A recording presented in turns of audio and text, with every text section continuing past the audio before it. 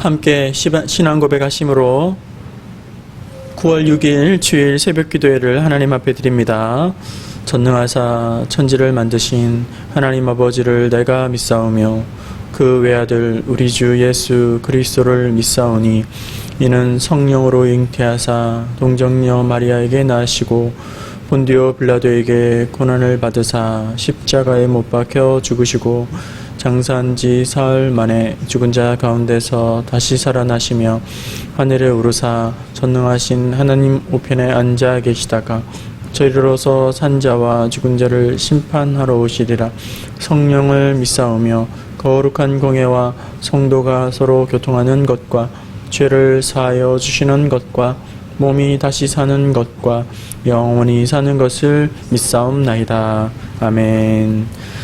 찬송가 369장 찬송하겠습니다. 369장입니다.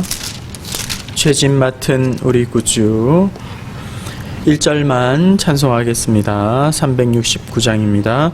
죄짐 맡은 우리 구주 어찌 좋은 친군지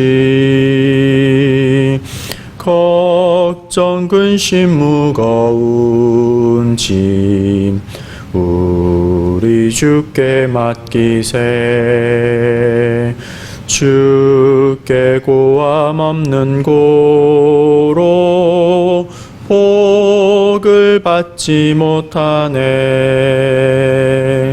사람들이 어찌하여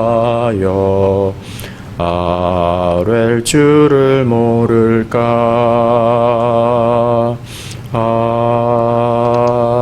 아멘.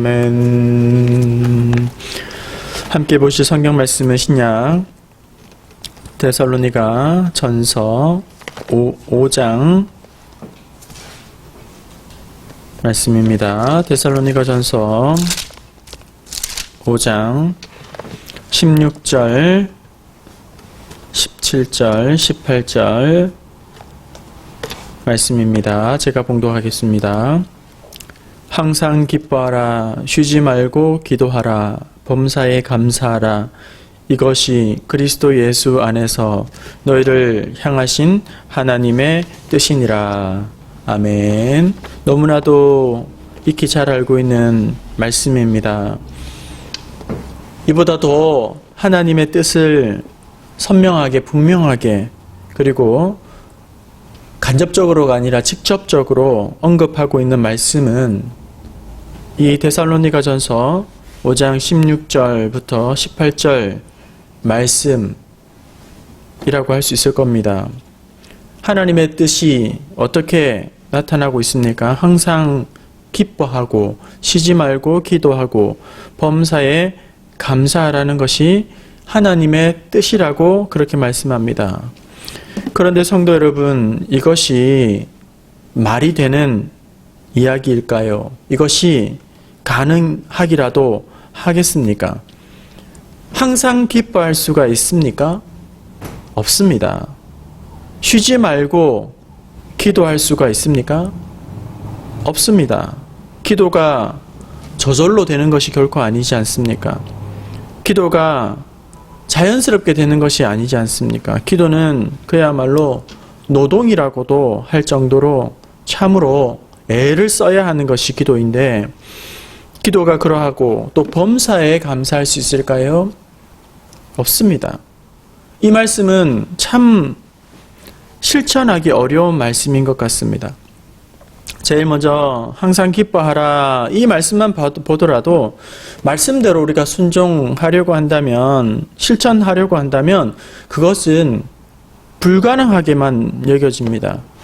기뻐하라는 것은 알겠는데 문제는 그 앞에 항상이라는 말이 붙어 있다는 겁니다.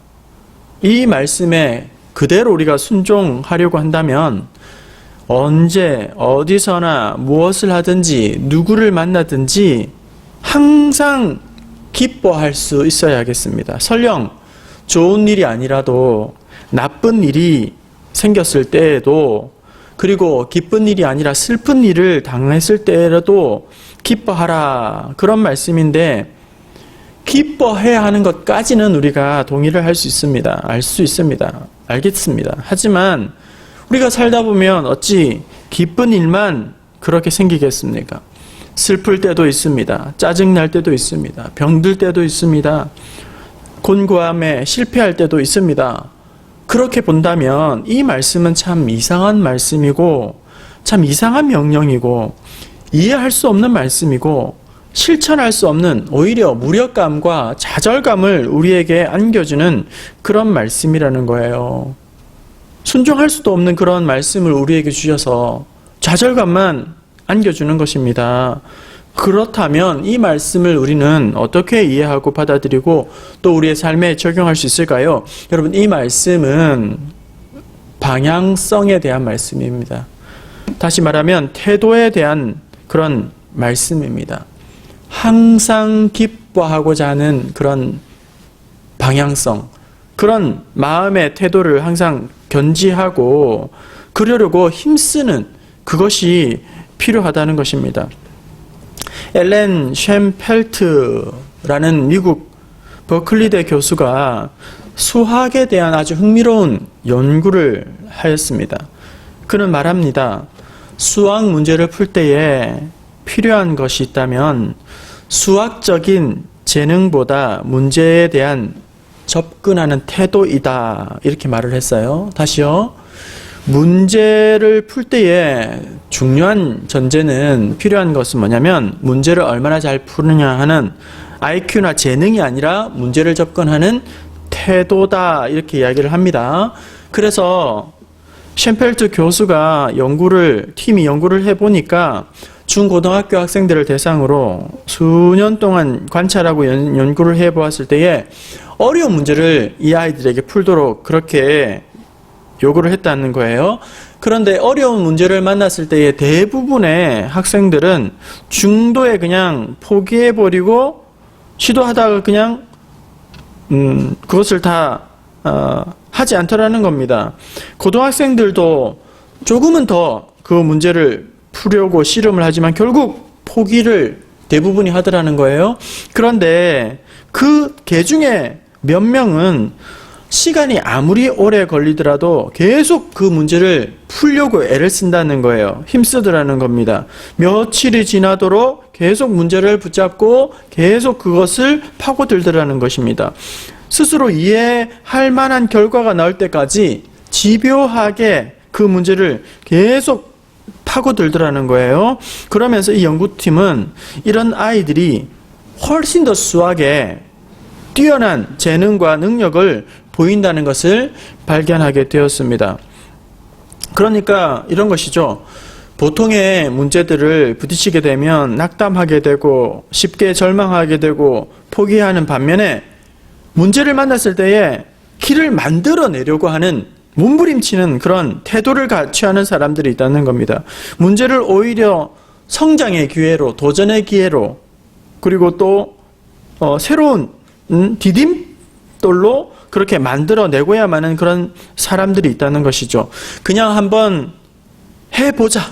그런 자세보다는 내가 기필코 이것을 해내고야 말겠다 하는 그런 자세를 가지고 있는 사람들은 처음은 똑같이 몰라도 결과는 하늘과 땅 차이의 결과를 만들어내더라는 거예요.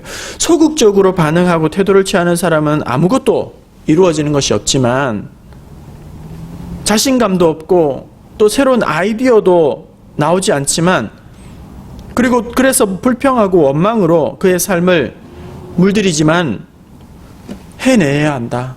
해내고 말겠다. 기필코 하겠다는 이런 마음의 가짐과 태도를 가진 사람들은 뭔가 새로운 가능성들을 계속 열어가고 만들어내고 또 수많은 에너지와 아이디어들을 가지고 나오고 또 잠재력이 계속 그 속에서 나오더라는 것입니다.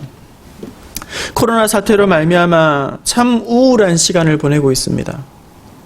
웃을 일이 점점 줄어들고 있습니다. 그냥 자포자기하고 이렇게 하면 안 그래도 힘든데 2배, 3배 더욱 움츠리게 되게 만드는 것입니다. 이렇게 힘든 시간을 보내고 있지만 이럴 때일수록 더욱 우리가 오늘 말씀을 마음에 새기면서 더 적극적으로 기뻐하려고 힘쓰고 더욱 간구에 우리의 기도의 간구로 더욱 나아가려고 애를 쓰고 그리 아니하실지라도 좋은 일이 생겼을 때에 감사한 일이 생겼을 때에 그럴 때에만 감사하는 것이 아니라 그리 아니하실지라도 감사하겠다 하는 그런 마음의 중심과 태도를 가지게 된다면 우리의 삶은 더욱더 아름답게 또 하나님의 뜻에 순종하는 그런 은혜가 있을 줄로 믿습니다. 오늘 거룩한 주일 각자의 처소에서 하나님 앞에 예배합니다. 많은 것이 제약이 있고 또 마음을 힘들게 하지만 그럼에도 불구하고 우리의 마음의 태도만큼은 하나님 앞에서 더욱 믿음으로 순종하고 또 하나님의 뜻을 쫓아 나아가려고 힘쓰는 중에 비록 상황은 아니지만 하나님의 은혜는 더욱더 풍성하게 경험하고 임하는 우리 모든 성도들 될 수 있기를 주님의 이름으로 축원합니다. 하나님 아버지, 거룩한 주일 새벽 주님 앞에 각자의 처소에서 새벽 제단 쌓게 하심을 감사합니다. 비록 우리를 둘러싸고 있는 이 상황과 문제의 환경은 너무나도 힘들고 또 고통스럽사오나 그럼에도 불구하고 이 상황에 압도당하지 아니하며 더욱더 믿음으로 영적인 안목을 가지고 하나님의 뜻을 찾고 또 구하고 두드리고 또 말씀 주신 대로 더욱 힘써 기뻐하며 간구하며 그리 아니하실지라도 감사함으로 하나님 앞에 나아가는 우리 모든 성도들, 가정들 되게 하여 주시옵소서.